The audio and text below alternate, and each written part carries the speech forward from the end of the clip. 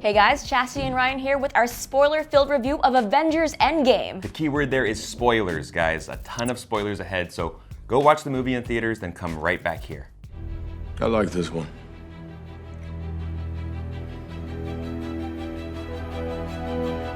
Let's go get this son of a bitch. All right, let's start off with our initial reactions coming out of the movie theater. What did you think? I enjoyed this movie. I think that it was kind of like a love letter to the MCU, and it really brought the entire MCU full circle, like just uniting all of these characters. Yeah. These years of films. Like, this is the 22nd movie in the MCU, which is insane. Yeah. And I think it just really was a satisfying emotional ending to the entire saga. Yeah, I completely agree. Much like Infinity War, we're just kind of amazed by what's going on the screen at times. It made you cry, it made you laugh, and it made you just in awe of the action and everything that was going on. And like you said, there's no better way to wrap up what we've seen in the past. I think if you're a big fan of the MCU and you've seen all those movies and put in that work, then you're gonna love this film even more. It really If you're a pays off. casual viewer, you might not like it as much because there's a lot of things in there. But we were just blown away by what we were watching the entire time. It's for the fans, and it still managed to surprise me in ways. Like, I'm surprised the death count wasn't higher. Yeah, me too. And I think that you got to grade these movies on a scale of like how hard it is to tie all these stories together, all these characters, all these story arcs. Like, this is so hard, and they pull it off for Infinity War, and they pull it off here for Endgame. Yeah. All right, let's dig into the plot of this 3-hour film. So if you've already seen it, you know how long it is and how long you have to go without drinks or a bathroom. But like, I think it really uses those 3 hours very well. It does. So I think, yeah, there's a lot of plot to discuss. It gets a little convoluted at times, but let's jump into it. You know, I think that the 3 hours are spent wisely, though. At no point are you like bored of what's going on the screen. So it doesn't feel like 3 hours. And to be honest, even if it was like longer, I would still hang out and I'd watch watch this 4 entire thing. hours. Exactly. Like, we can't get enough of these characters. But plot-wise, like the time travel kind of like gets a little bit convoluted at times, like you said. But I was just amazed by how it kind of started and set the tone for such a somber mood. It was like the Leftovers version. It's like MCU's version of the Seriously. Leftovers. And it really set a tone where you're like, wow, this is very sad. Right, yeah, let's talk right off the bat. So the first scene we see is from the trailers, and we get confirmation that, yes, Clint has the ankle bracelet, and that is his daughter that he's training, and he calls her Hawkeye, which is really cute. But then they get dusted right away. There's literally like a gasp in the whole audience because we knew exactly what was going to we're like, happen. And it takes minutes. It takes place. They're about to die. And it takes minutes after the snap in Infinity War. And then we move forward. 22 days I think it is, and we're in space with Tony and Nebula, which we've seen in the trailers. And this seeing how somber and dire the situation was for Tony, it really was effective. He just visibly lost so much weight. Yeah. And he looks sickly and. Totally. But yeah, him and Nebula, I really like that dynamic. I thought they had a really cute scene playing paper football. Yeah, that was awesome. Just like giving her a chance to have fun. Yeah, and she's like, always so serious. She's like letting him have the food rations and not like taking there was a bond there. Yeah. That they were like on the brink of death, and luckily they were saved though by Captain Marvel. We all kind of saw that coming, but it was really satisfying to see. So more that we've seen from the trailers, they're kind of assessing the damage of what Thanos did. The Avengers are back together, but Tony's kind of out of it. Like you said, and they want to like track down Thanos immediately. He uses the stones, we find out, and they need to go like approach him and go face to face with him like right off the bat. It kind of happened really quickly. I wasn't really ready for them to like go off and fight him so quick. We did get kind of a hint in the trailers and TV spots because they were wearing different outfits and they were flying into space. Like, oh, something must go wrong, and they killed Thanos, but they didn't get to save everybody. So therein lies the entire plot for the rest of the movie. Right. So, we skip forward 5 more years after that mission fails. And you can imagine how they set the tone here moving forward. 5 years of no answers, and your family, half the world is gone. Half of life on Earth is gone. It's a very somber tone again. As we see shots of like New York City, and it's just completely, people are in like support groups, people are trying to go through all of this horrible stuff that's happened to them. It really made me feel that this was one of the few movies that made our superheroes more human. Yes, I agree. Yeah, you just see things that they have to deal with that aren't like fighting monsters. It's just like, Yeah. how do we go on living? Like, how do we find the will to live after we've lost so many? Yeah, some people might feel that this beginning, say the first hour, is maybe a little bit slow, or they're like waiting for action to happen, but I would disagree and say that you kind of need this for the payoff that we get at the end. Yes, Like entirely. it really makes you connect with like each person's arc, especially Hawkeye and Captain America, but to see what they had to go through for all these years when all their family and friends were Years. gone. Yeah, it makes the return of everyone just that much greater and that Yeah. much more satisfying because they've just been suffering. Everybody in this room is about that superhero life. And if you don't mind my asking, where the hell have you been all this time? There are a lot of other planets in the universe. And unfortunately, they didn't have you guys. All right, so the time jump to 5 years later, we get the MVP of Endgame, the fat, chubby rat from San Francisco. The greatest Avenger ever. Like, had this rat not been Yeah. there, who knows what would have happened? Yeah, he lets Scott out of the quantum realm so that they can execute their entire plan to bring everyone back. This is all because of the rat. Shout outs to rats in San Francisco. Yes, thank you for saving the world. And we knew this was going to happen about the quantum realm and how big a key that was to bringing our heroes back. I love just seeing, like I said earlier, the leftovers, like seeing someone wake up and not know what is going on. We've seen this in a lot of films and TV shows of someone kind of either in a coma or gone, and they're like, wake up to, what did I just miss out on? Right. What's been going Like, on? what's happening? What's happening? Yeah. And he sees all the missing posters, and he trying to just get acclimated back. And even like a touching moment with his daughter, who's grown up over the 5 years. So That was heavy. Just like him seeing the pillars and looking desperately for his daughter's name. He sees his own name, runs to her house, and she's still there, and they just reunite. It was really lovely. Yeah, and thankfully he got over to the Avengers headquarters and regrouped.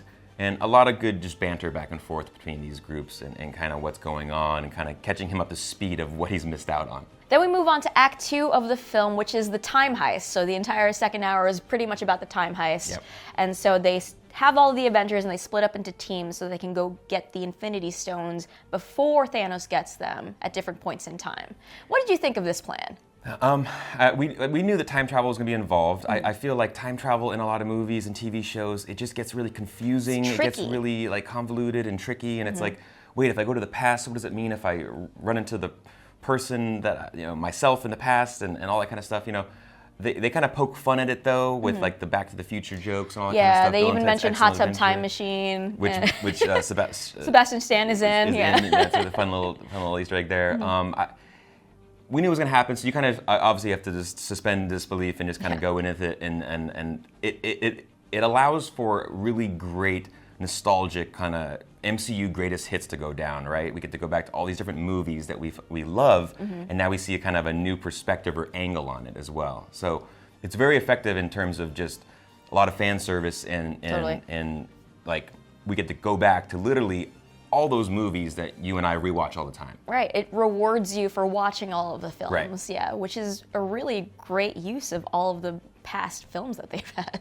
Okay, let's talk about some parts of the time heist. So I think the weakest one, or just like the least intriguing one, was Rocket and Thor going would to agree with you, Asgard. yeah. So they just need to like get it from Jane. So like Natalie Portman came in for half a day, slept Right. on a couch.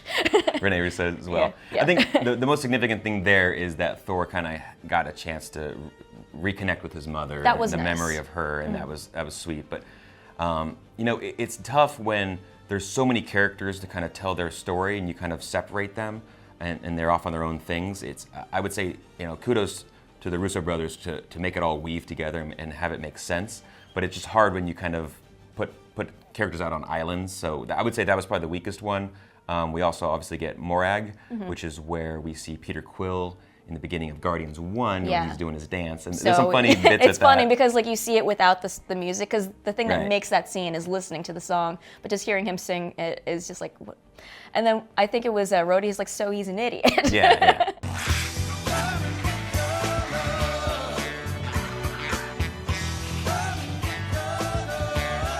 Also, then we have the most tragic one, which is going back to Vormir to get the Soul Stone, which has a hefty price. I think Nebula was implying it, but didn't directly say, hey, you gotta kill someone, so whoever's going on this mission I was surprised. probably gonna die. Yeah, I was surprised that she didn't give the heads up to anyone, but like, guys, that's probably the worst trip, is the Vormir trip. Just Like, I don't know if you guys I just want to go. remind you that Gamora didn't come back. She didn't come back. So that's definitely the worst trip out of any of the Infinity Stone time heists that they have to do.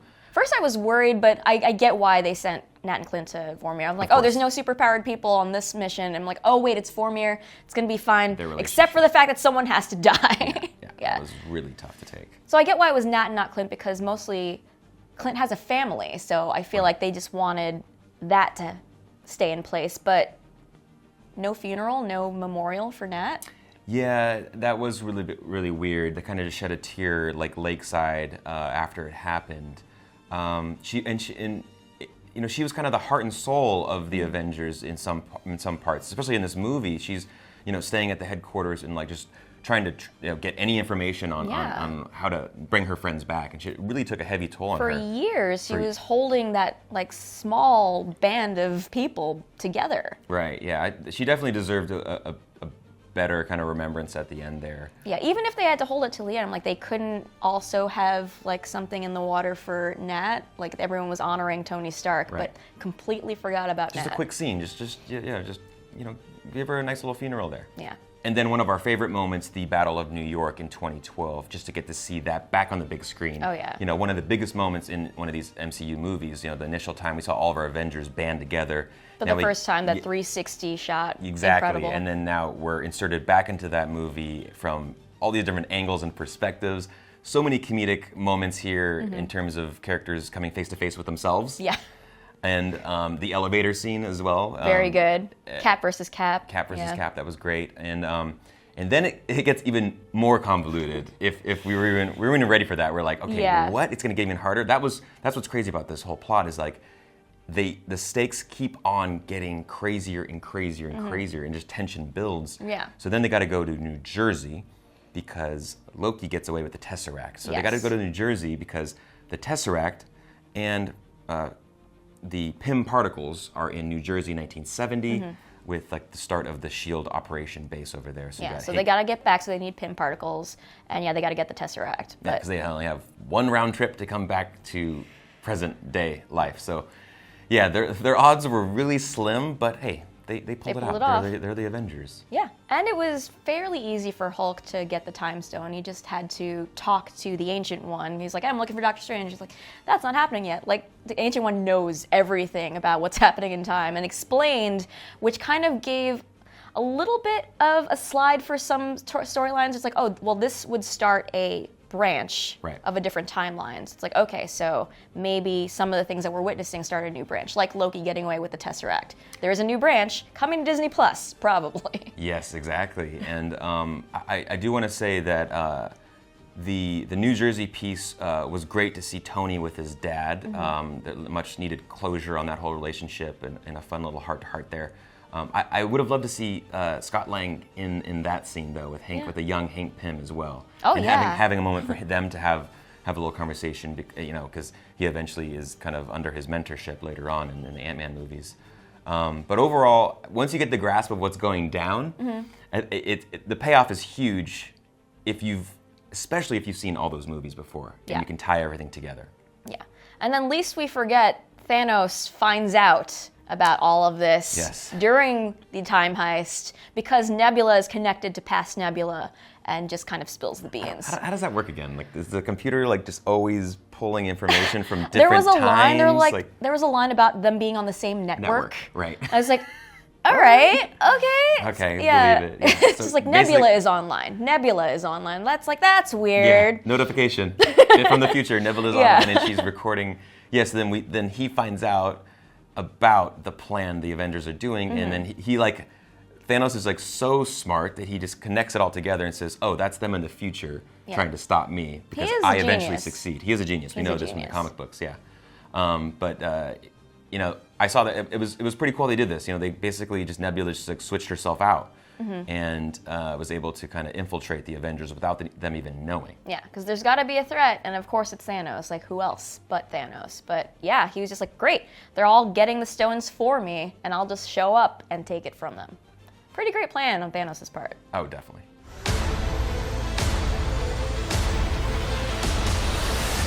All right, let's jump into Act 3. So we're talking about the final battle. So Thanos shows up. They've got all the stones.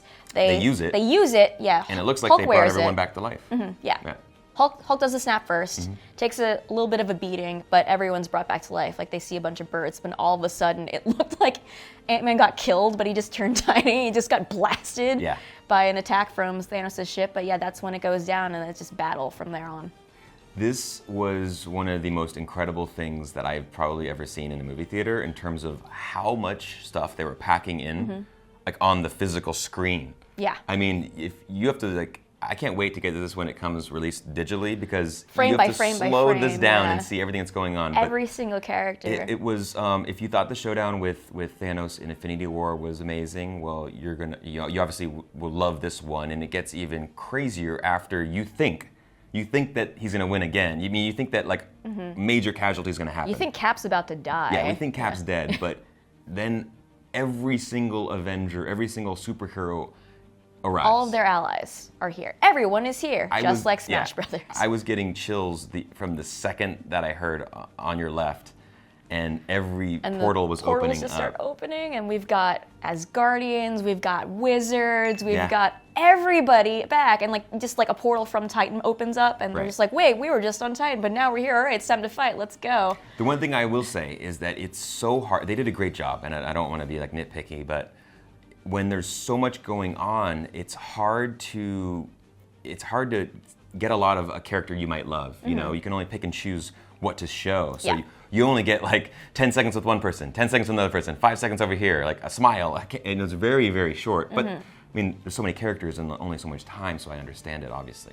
So the movie ends, and surprisingly, no end-credit scenes. For the first time ever, I believe, right? Yeah, no mid-credits, no end credits, nothing, just a slate. That might have been the biggest surprise. Yeah. But I think it was the right move because it just makes you want more, and they don't force anything. Yeah, and it brought a finality to this period of the MCU. It's like, Right. that was it. Like, here's this special version of our credits where we have all of the main Avengers and their signatures, which was nice. It was visually beautiful.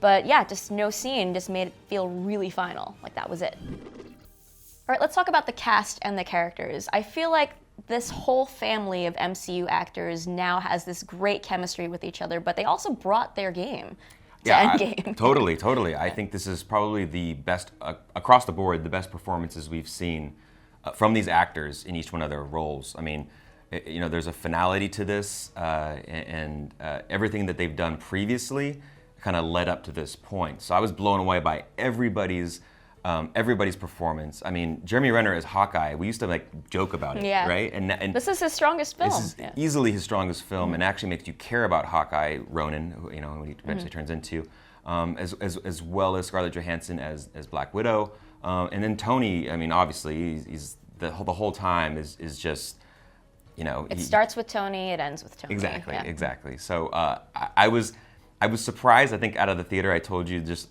that. Hemsworth did the Thor thing for the entire time. The lazy fat Thor. That they stuck with it the entire time.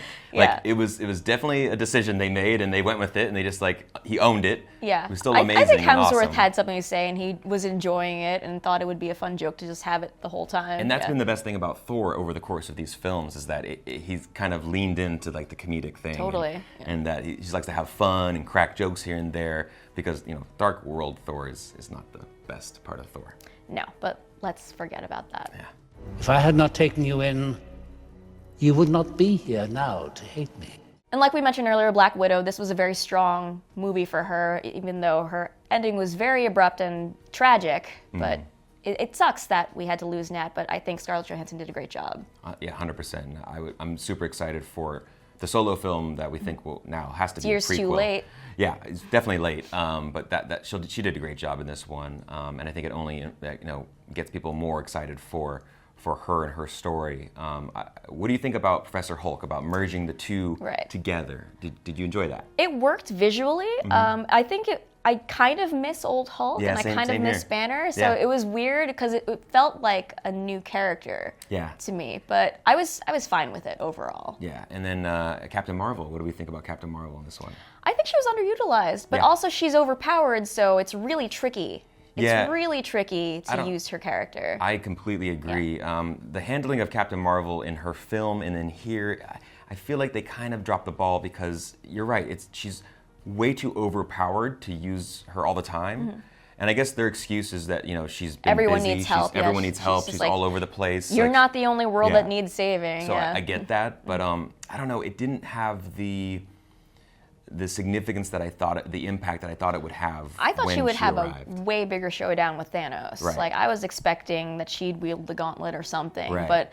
Yeah, like the only way he could have punched her was with the Power Stone, but she could have killed him had the stones not been there. Yeah. And I think it's a result of them wanting this focus to be on the original six that we've dealt with. The Tony and Cap obviously as the leaders, and they didn't want to put too much emphasis on kind of the newcomer to the whole group. Sure. This is gonna work, Steve. I know it is. Because I don't know what I'm going to do if it doesn't. And of course, Captain America had a huge arc this film. He time traveled a lot, came back as an old man, and kind of handed off the mantle of Captain America to Sam. So that was huge. Yeah, I think we were talking about this in our Slack at work that we're not all fans of how it ended, of how he kind of ditched everybody and just went on to live his own life, and then because everyone's thinking oh well, what about Hydra and what about this and what about Bucky suffering for this many years? It's just did you just go off and have a nice life and forget about all these things? You now time travel back in time, wouldn't you want to correct the things that you know are going to happen, or do you not want to mess with time? And maybe he did, but who can tell? It's really hard to know what he did, what he corrected before he had a nice life and then retired. Right. And then obviously let's talk about Thanos, a big part of Infinity War. I think he took kind of a lesser role in this one, obviously. This is more focused on the Avengers. But what did you think about Josh Brolin as Thanos? I think he did fine. I just think, it was just kind of a different performance because we get 2014 Thanos is in this movie. Basically, there are two different Thanoses from different time periods. So this is a different performance, but it still worked. I just feel like we lost the big bad. He just took his death, got his head chopped off. A little underwhelming, but also totally set up the rest of the film. Totally. But, no, I agree with you. He had already won. Yeah. And he, the younger Thanos was a different performance. This might be an unpopular opinion, but I think I'm going to miss Thanos as a character in these movies. I don't know, something about him compared to any other villain his presence is just so felt throughout the universe, and he really commands your attention the entire time, and he's not just this his presence, uber mad his influence, his power, his strength. And there's a humanity to him as well with his daughters, as poorly as he treats them in some parts of these films, but. I think Brolin did an incredible job throughout the course of the last two films we've seen. So speaking of Thanos, let's talk about the confirmed dead now that we've seen Endgame. So Thanos is one of them. His whole army, all the Black Order. Tony Stark. That was tough. Yeah, that was very tough. That was powerful. It really was. That's when the tissues came out for me. I don't know about you. Yep, I was sniffling and then I started crying because of Tony. Yeah, for sure. Right, and the thing is that really gets to you is that the reason why Doctor Strange had to spare his life, trade the stone for his life, is because he saw ahead and knew that the way they won was Tony's ultimate sacrifice. Yeah. So that really gets to you after you think about the whole thing and how it connects. You get why he didn't tell him. It's you can't tell someone that. You can't tell someone that. You gotta. If you tell someone, then it's not going to happen. It's not going to happen. They're going to try to make it not happen. Exactly. He sacrificed, a beautiful life that he had after everything had happened. He had become even more human and kind of got away from all the Avengers stuff, obviously, and he had a family, he had a daughter. He lost everything at the end, but he saved the entire universe as well. So, of course, Nat aka Black Widow, got traded out for the Soul Stone. Yep. So that kind of negated what happened with Gamora, but I think the Gamora that they have all these memories with no longer exists because they've changed time. So she's just this 2014 version of Gamora that's still kind of like a ruthless badass, even though she softened to like help beat Thanos, but I think she went off on her own. Yeah, it looked like she was off on her own, and that Yeah. Star-Lord was like gonna Just look kind of searching for creeping her. on her, yeah. But like, she doesn't like you, bro. Yeah, Yeah. like that happens. She doesn't know you, bro. She doesn't even know you. You guys fall in love like years later. You know, the rules of the Soul Stone are kind of confusing at times because it's like you have to you trade a person's soul. Now, is that soul? No returns. Is that soul gone forever? exchanges. Yeah, there's no exchanges. Yeah. Does, you know, so. Yeah, you can't like come back, be like, hey bro, here's the stone back. They're like, no, sorry. That's what I said. Yeah, Yeah, after we watched it, I was like, it doesn't if work you that bring the way. stone back, do I get my friend back? Like that? No, that should because be you used it. Right. Because you used the stone. Because you used it. You gave and up the you needed to use the stone. Yeah, you sacrificed that person. So, you know, that was obviously unfortunate. You lost a key member of the Avengers and a key member of the entire MCU. So we also lost for sure from Infinity War Loki, although now there's a new Loki running around in 2012 timeline. Different with the timeline Tesseract. Loki, yeah. Different But timeline in Loki. this current timeline, I think he's still dead. Yeah, and Vision is still dead. He's not coming back. Because they used the Mind Stone. Right. Yeah. And Heimdall, I guess, because Yeah. he died before Snap. Right. So anyone that died before Snap for other reasons, gone. Until they bring them all back. Until Some they bring point. them all back. It's comics. All right, let's talk about what worked. So first off, the visual effects, incredible. Amazing. Yeah, you won't see anything better than this. I think Infinity War had a few moments where it was like obvious green. I mean, there's obvious green screen in these movies. We know this, but Infinity War had a couple moments in the final battle with like Hulkbuster, you know, Mark Ruffalo and the Hulkbuster, and you're just like, oh, that looks really bad. The Professor Hulk stuff looked better than the Hulkbuster stuff. It looked better. And overall, just like when there's so much stuff happening on the screen, especially in the final battle, I mean, it's like sensory overload.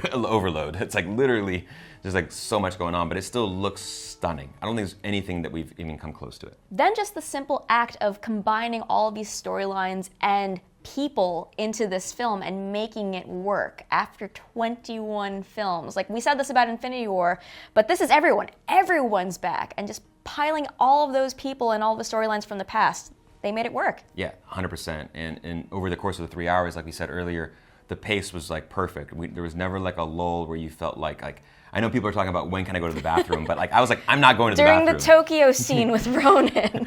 I was like, I am not going to the bathroom. I want to see every moment, even the small moments with characters when they're just going through hardship and talking about their experiences. Like you want to be there for that too, because it pays off at the end. So that was great. The tone that it started off with, like it hits you, it's a gut punch. And also, just Iron Man's entire arc and his sacrifice was probably the best thing about the film.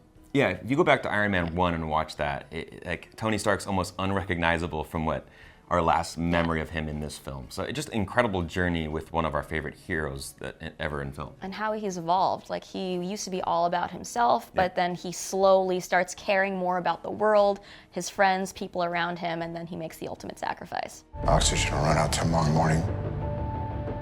That'll be it. When I drift off, I will dream about you. It's always you.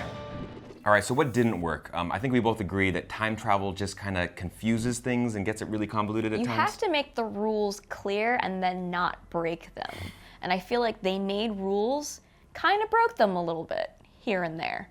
Yeah, totally. And it's just one of those difficult things because like that's the tool to make the whole like plot move. Like you need to travel back and obviously there's you reap a lot of benefits of going back and watching all these like fun moments from past Marvel movies, but I say time travel was a little bit weird. I also certain parts we didn't really enjoy, like the whole like Ronin in Tokyo just killing people. Yeah. Like he becomes like a cold-blooded killer. That and was just, a like, weird subplot. Like I get that he was suffering and he was just taking people out, but it just kind of never got addressed. And like Nat just kind of shows up and shakes his hand after she's witnessed him just murk some dude. Hey, can you drop the weapon sword down for a second and stop killing people? Yeah. We need your help, dude. I would also say with all of these characters and all these storylines, it does feel a bit impersonal as compared to, like, say, a Black Panther or a Winter Soldier when the story is smaller. Now, that goes without saying. It's obvious, right? It's hard to fit it's a everything bigger in. scope, so it's hard to fit stuff in. So you kind of don't get the time that you want with all the characters. Now, I'm sure we all have different favorites on what characters you want to spend a lot of time with, but like to get more Spider-Man would have been awesome. To get more Valkyrie, I wanted more of Tessa Thompson. Oh, yeah. Because she's such a badass character for what we learned from Thor Ragnarok, and all you get are these little like really snippets. It's really hard to get everyone. I'm really sad that Valkyrie didn't talk to Captain Marvel. Yes. Because Brie and Tessa have been having this thing on Twitter about their characters being together, and they just didn't have a moment together? I know. Come on. Yeah, that Come was a major fail. Yeah, so I mean, you can pick it apart and say that you wanted a certain like more time with X, character Y, but like it's just such a hard job to juggle all of those characters in one 3-hour movie. Yeah, it's hard to divvy up that time because it's like we had, 8 minutes with the Ancient One, but like a second with like Wong. Yeah, totally. It's hard to split that up. Let's jump into our favorite and our most emotional moments. So first I want to talk about Cap and Mjolnir. Cap wielding Mjolnir and fighting Thanos was so badass. Holy crap. Yeah, major callback too, so that was like really fun to see. Yeah, from Age of Ultron where everyone's trying to lift Mjolnir and worthy. Cap makes it wiggle. Yeah. That was awesome. Like I said, chills when everyone showed up in the final battle. All the portals are opening. I mean, that was just incredible. Obviously, Tony's death was extremely impactful and emotional. I really loved when they went back to the Battle of New York and like just Cap versus Cap. The elevator scene that we've seen. Hail Hydra. The Hail Hydra. That's a great was moment. Hysterical. That was a good laugh. They had a lot of fun with like some of the comic book stuff that we've learned, but also like these older MCU movies, so that fans that have spent so much time and investment, it's like, just like a huge payoff for you. Yeah, I definitely cried the most because of Tony. Just Pepper saying her last goodbyes to Tony, Tony's last word being Pepper or something like that, and then the funeral. That's just waterworks. That's when I just was a mess.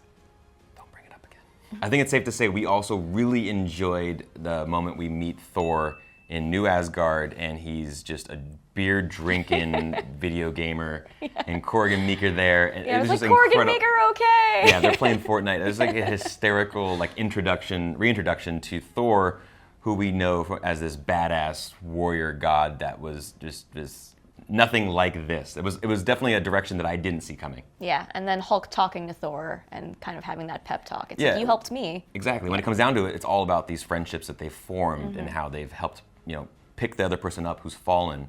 So it was a very touching moment, but also a lot of comedic bits in there as well. All right, there were a ton of Easter eggs and references to past MCU films and other things. But yeah, if you want to check out that full list, go to GameSpot.com. Let's just list some of our favorites. So we got some cameos. I just want to talk about some of the cameos that we got because we have 2 more members of Community because the Russos used to work on Community as directors and producers. Yeah. So they've had Jim Rash before in Civil War, and they've had Donald Glover in Homecoming, and they've had, I think, Danny Pudi was in Winter Soldier. But this movie, they got Yvette Nicole Brown to be the woman in the elevator who thinks something is fishy about these 2. Yeah. And then Ken Jeong. Ken Jeong is the security guy in the storage facility and lets out Ant-Man, so that was fun. Yeah, those are awesome. Some of my favorites, I love the new Asgard, how they moved. In the comics, they actually put them in like, Oklahoma. Thor recreates Asgard in Oklahoma. Here they move them, it looked like in Norway or somewhere. I think that's what Odin wanted them to move it to. I also really loved, obviously, the Cap and Mjolnir. It was awesome. Yeah. I liked Spidey with the instant kill. Oh, yeah. A callback from Homecoming when he, turned on that, activated it and then turned it off because he was scared. But that was, such a badass moment. Activate instant kill. It's just, stabbing people. That was way badass. Activating instant kill. No. I don't want to kill anybody. Deactivating instant kill. Another really cool one was Jarvis's origins. We saw Howard Stark and his chauffeur was named Jarvis. Yeah, and he was in the he was also in the show for Agent Carter. Yes, that's the actor from Agent Carter. Those are just a few of our favorites. I mean, you can literally spend hours just nitpicking, picking out every single one of the Easter eggs that you found, but those are some of the most fun moments that we had with the film. So we have to ask, how does this compare to the other MCU films? I know it's hard to compare them all because this is just kind of the culmination of everything that's come before it. Right. But let's just talk about it. So, I don't know. I feel like Infinity War was maybe a better film in general. I would agree with you, yeah. But I think it's because the stakes seemed higher and there was more sense of danger. And I don't know, it just seemed dire, but I don't think that's why it's a better movie. Just all the pieces together and more time spent with individual characters. What do you think? That would be my reaction. Yeah. I agree with you partly, but yes, I do wish we spent more time with individual characters. in this film, but I kind of think the stakes in Infinity War is a little bit cheapened because we knew that all these people were going to come back. Like there wasn't a finality to Infinity War because everyone got dusted. Like we knew that they were going to come back. So it was somber, but it wasn't like the end of this film where we lose Tony Stark. We knew at some point in this film that all of our heroes were going to come back. We just didn't know how. So like I said before, a bit impersonal at times, but I still think, like you said, it's hard to rank or gauge these on a scale with all the other ones because it's amplified by the other films that you watch. Right. So if you watch all the other ones, then this thing becomes much better. Right. Like this is the ultimate MCU film. This Yeah. brings it all together. So yes, it's definitely top tier. Totally. But yeah, if we're just comparing things, like where do you put it? It's better than, so it's not as good as Infinity War. Yeah. So I put Infinity War number 1. I put this number in terms of the Avengers. I'm cheating, okay? That's fine. Infinity War number 1, Avengers Endgame 2. Yeah. Then we got the first Avengers. Yeah. Age of Ultron. And I think Civil War belongs in there. Then the Avengers 1998 film with Sean Connery and Ralph Fiennes. That one's at the very bottom. Man with an umbrella is a man praying for rain. And a man without one is a fool. Never trust the weather, Sir August. But all in all, Endgame reaches the impossibly high bar that they've set for themselves with these films, and it satisfied what we wanted. And I was not like super surprised by things, but I think I got what I wanted out of this film. 100%. Yeah. Same here. I mean, the Russo brothers must have been overwhelmed with trying to appease all of these fans, all of us, and put all these character moments in here, and they hit it out the park. I mean, if you like any of the films before it, this is going to be one of your favorites as well. Yeah. So I'm going to cheat a little bit and just say that Infinity War and Endgame, if they're one film, it's the best film. Maybe of all time. You literally can't pee for a long time. No. That would be extremely hard, Yeah. but I could do Yeah, that. it could be just a joint unit, and then we Totally. can say this is the Yes. crowning achievement of the MCU. and Totally. I'd be fine with saying that. If you had to rank the solo films, what would be your number 1? Oh God, I don't know. Where did that bring you? Back to me. All right, so let's not do any ranking wars right now. That's for another time and another place. But let's look forward at the MCU. So we've got a couple of things lined up. We've got 2 Disney Plus shows. One WandaVision. WandaVision is the name of it, but it's I about think set in the 1950s, they're saying. it's about Wanda and Vision, and Yeah. it's called WandaVision. And then we have Bucky and Sam Yeah. get their own show. But now Sam's Captain America, so how Yes, does that they're gonna affect have the to change dynamic? that name. It's like Yeah. Falcon and the Winter Soldier. Yeah. So I think they're gonna have to It was change. probably a working title, Right, and yeah, they were totally. waiting for all of this to drop. It's an interesting time right now, right? Because we have Yeah. Spider-Man: Far From Home coming up next, and that Yeah. will officially end this phase and going into the next phase, and we get like the Eternals. But there's a lot of, and then And Black Widow. and Black Widow as well. And then it's like, when do we see the X-Men? When do we see mutants? Yeah. When do we get the Fantastic Four? We'll get there. So just from Endgame itself, we have a little bits of seeds being planted. So Yeah. we have Loki might come from the Loki timeline in 2012, so he's got his own show coming. We saw Sam and Bucky, and that will take off somewhere. But Black Widow, this puts us in a really weird spot for the Black Widow film. Yeah, it doesn't have to, Yeah. it has to be an origin film, a prequel to all of this, and kind of talk about, it'd be a much smaller scale, smaller scope. But I'm super excited for it. It just we won't see anything further with her, obviously. Yeah, it's a prequel because it has to be. And then we have to talk about Guardians 3. Obviously, James Gunn is back in the driver's seat for that one. I really want them to just incorporate Thor. Yes, they're so good together. For a portion with the As Guardians of the Galaxy. Yeah, I love that because I think that the Chris's are just play off each other like really well, and but they can also bring the seriousness and all that kind of to the movie. So I hope that maybe he's not in the whole movie, but they do incorporate some of them. Now, on the same note, I would also want another Thor.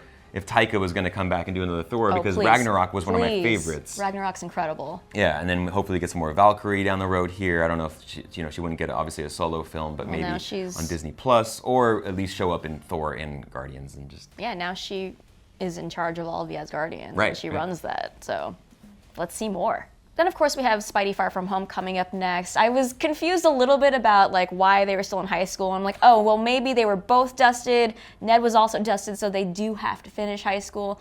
A little bit confusing there, but That I'll allow it. I agree with you. That was a little confusing because it looked like a reunion. They hadn't seen each other for like 5+ years. It looked like he'd been gone, but Ned had stayed. But Ned had stayed. I'm like, but then why is Ned still in high school? It's fine. Yeah. It's fine. They're still in high school.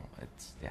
And then we have the Iron family. So we've got Pepper Potts has a suit, and then Morgan was kind of alluding by wearing Pepper's helmet earlier on that we might see her become an Iron person in the future. I don't know if Pepper Potts. I don't know Gwyneth Paltrow wants to come back and do any more of these movies. Yeah, but we could see their kid. Totally, yeah. Having their child grow up and just do like a time jump, and that she's kind of taken on the role of Tony Stark would be awesome to see. Obviously, we've seen younger females kind of come into the limelight with like in Logan with like X-23, and to see like a young Stark daughter grow up into what her dad, the best parts of her dad, would be really badass.